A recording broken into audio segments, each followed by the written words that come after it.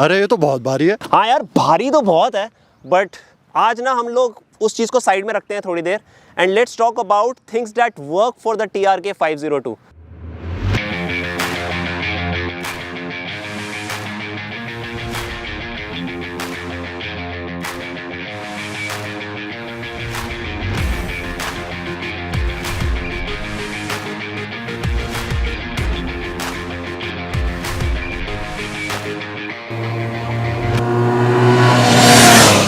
So let's talk about things that work for this bike.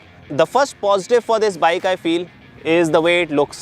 आप इस bike को देखोगे आपको लगेगा ही नहीं है 5.5 लाख रुपए ऑन रोड वाली बाइक है। 5.5 lakh rupees on road for this sort of looks is something that you will not get in the market anywhere.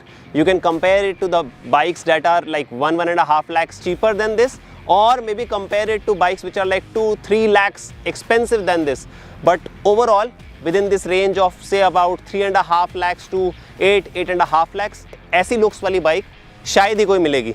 So this is a bike that will give you that genuine big bike feel, adventure tourer feel. बाकी सारी bikes जो आप consider करते हो, in my opinion, like an ADV 390, like an Interceptor 650, they kind of say that you can tour on those bikes, but I feel it's a compromise. ADV 390 is a good tourer. I know there are a lot of fanboys of that bike who are watching this video, but when you talk about adventure touring, when you talk about spending 13 hours, 14 hours on the saddle on a daily basis, day after day, then you want something which is comfortable. Look at the seats here on offer. These are big, beefy seats with a lot of cushioning. You look at the wind protection that comes as stock on this bike, and along with that, you get this aerodynamic shape which is missing in most bikes in the segment. You need all those creature comforts when you are out touring day in and day out. लोग Interceptor 650 को modify करवाते हैं, windscreen लगवाते हैं, बहुत सारी चीज़ें करवाते हैं, but I feel that's a kind of an arrangement which is determined by the amount of money that you want to spend. अगर आपके पास थोड़ा सा और पैसा है, then you can definitely consider this bike for the looks that it has and the purpose-built nature of this bike. The second point that I feel works really well in favor of this TRK 502 from Benelli is the protection that comes as stock on this machine. I have owned a lot of adventure tourers in the past. I owned a Benelli 600 GT some time back. I had a Kawasaki Versys 650, and then I have a Tiger 800 right now. But one thing that I think you all would agree is whenever you buy an adventure tourer, you want to have all the protection in place to ensure whenever that bike falls, when you're doing off-road or any sort of adventurous stuff, कुछ खराब ना हो, कुछ टूटे ना. तो वो सारी protection के लिए we easily kind of end up spending easily around 30,000 rupees, 40,000 rupees. But इस बाइक में ये सारी चीज़ें already company fitted आती हैं. For example, you look at these knuckle guards, which are kind of a replica of what Barkbuster offers. You have this aluminium spine here, and you have these wind protectors which are actually required when you are touring on the road, and when this bike would eventually tip over when you are doing any sort of water crossing or off-roading, then these knuckle guards and this aluminium spine would protect your clutch levers and the brake lever. And ये कितना important है, अगर आप touring करते हो तो आपको पता होगा. So अगर आप मार्केट में लेने जाते हो, बार्कबस्टर्स का पूरा सेटअप अराउंड 12-13 हज़ार रुपये का आता है. सो आपको वो लगाने की ज़रूरत नहीं. So 12-13,000 rupees saved here. Then next up is this crash guard, engine crash guard, which would protect your fairing and the engine in case there is a fall. ये भी अगर आप कहीं से लेने जाओ, अगर आप अच्छी ब्रांड का लोगे तो 15-20 हज़ार का आता है. अगर आप नॉर्मल ब्रांड का लोगे तो भी ये अराउंड 10 हज़ार का आएगा. उसके बाद अगर आप देखो यहाँ पे इंजन केसिंग प्रोटेक्शन है जो बेनेली ने यहाँ पे दी है. ये भी आराम से 5-6 हज़ार रुपये की चीज़ है. मेरी टाइगर 800 के लिए ये 5-6 हज़ार की आती है, and I am pretty sure इसी रेंज में आती है. अगर आप इस सेगमेंट की कोई भी बाइक देखो तो ये भी बेनेली ने ऑलरेडी लगा के दिया है. When you talk about luggage options, तो you are getting a pannier rack as standard, जिस पे आपके बेनेली के पैनियर्स लग सकते हैं. अगर आप वो मनी नहीं स्पेंड करना चाहते तो then you can use your normal saddle bags, put them on the seat, and this will protect your saddle bags from banging into the tire when you're riding the motorcycle. So ये वाला setup भी easily around से 15 से 20 हज़ार रुपये का आता है. अगर आप लोकल जाओगे तब भी 8-9 हज़ार रुपये का खर्चा है ही. And lastly, you get this plate to mount the top box. Touring करने के लिए obviously you need all that luggage. but here on this bike you are getting this top box mounting plate as stock. So if I do the math here, we are easily getting stuff worth 60 to 65,000 rupees in my opinion if you are going for something branded on your bike, and you would not have to spend that money. So 5.5 lakh rupees on road with all this stuff on the bike, I think this is something that you should definitely consider when you are making a decision about the bike that you need.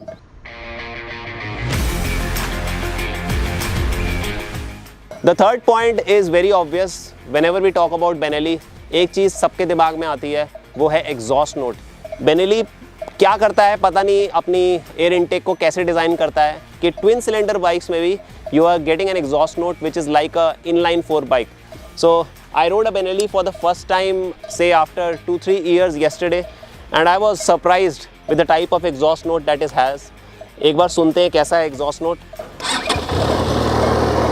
So ये जो exhaust note है, this doesn't look like a twin at all.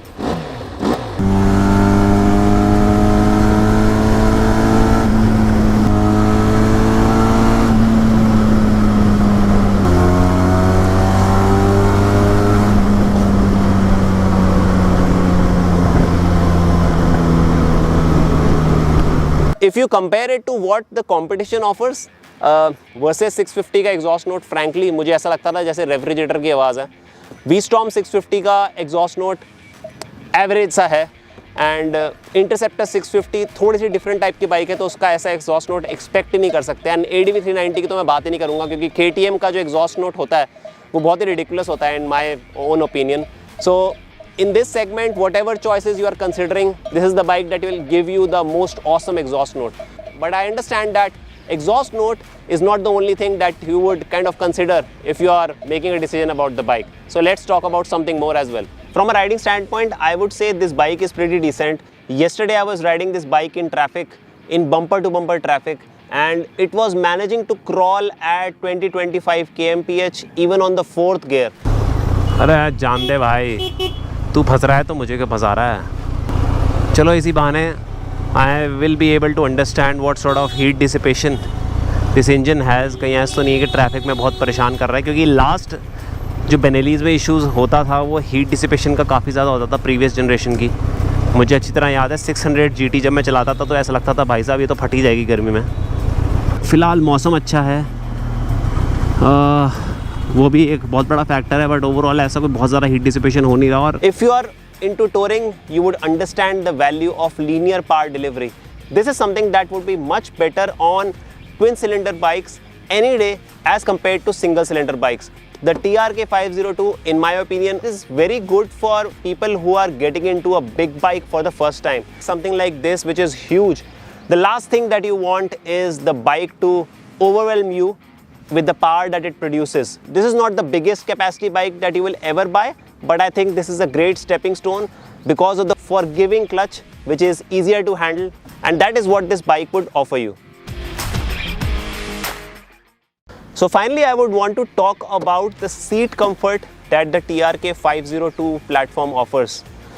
The seats on this motorcycle are very comfortable, that is my initial impression, and they seem to be much more softer than other bikes that I have ridden so far. On the Tiger I still feel those springs in the seat, but on the TRK it feels like a very comfortable couch, and that is just about the front seat.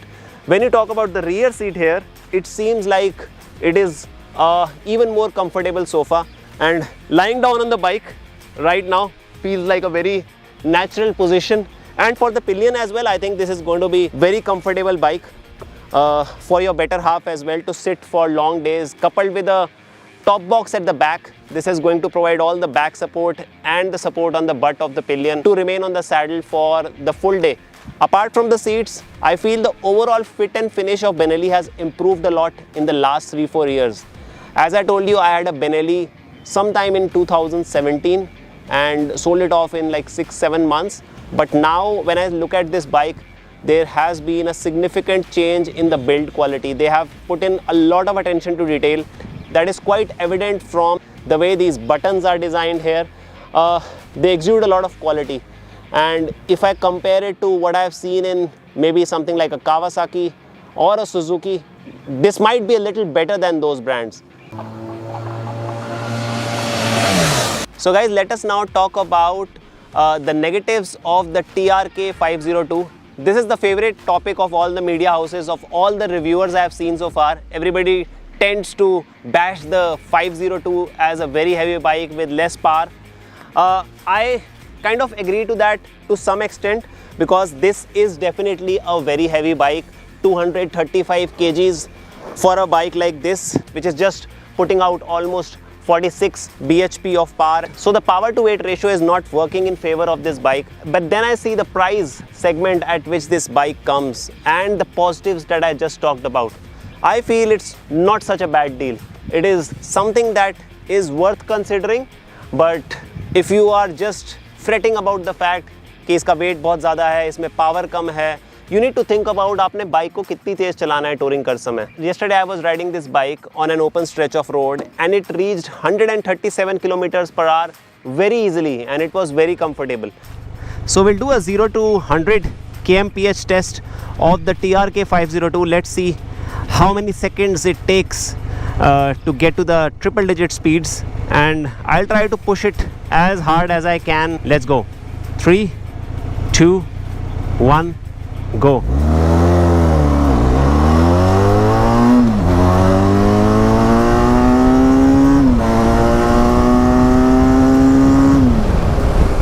So we reached 100 in the third gear, and here we go on the sixth gear and try to just rev it out, and we hit 137. एक second में touch हो गया था बढ़िया तरीके से.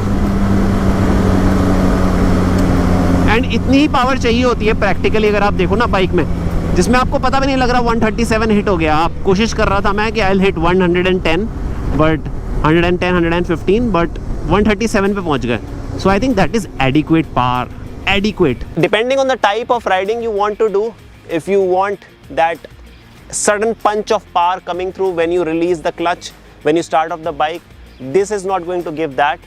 But on the highway at cruising speeds, you're not going to feel that weight too much. One place where you're going to feel the weight is backing this motorcycle up. If I need to back this up, it's going to take a lot of effort. But honestly speaking, for any ADV, backing a bike up definitely takes a lot of leg strength, and it is the same case with all the bikes in the adventure segment. So I don't think this bike needs to be bashed just because of the weight that it carries. There are a lot more positives that I talked about before that need to be considered to look at the complete picture. One more negative of the bike, if I have to nitpick things, is the vibey characteristic of this engine. Of course, I am coming after riding the Triumph Tiger 800, which I have for like almost 2.5 years. That is a butter smooth engine, but on this bike, I felt as soon as I put my leg over it yesterday when I took it out of the showroom that even at low speeds there are vibrations, and when I had clocked 100, 110, 120 kmph, there were some mild vibrations in the handlebar and in the handle grip as well. Also, I could feel some vibrations near the tank where my knees were resting, but not something which would kind of degrade your riding experience. But if you are coming from a bike which does not have any vibes, that might worry you a little bit. And the last negative point for this bike, in my opinion, is the backlight color of this digital display. It is blood red, and I don't know why Benelli has decided to go for a blood red color as the backlit light of the digital display. Sounds very strange to me, seems very strange to me, and this is something that I didn't like, at least from a readability standpoint, while riding in the night.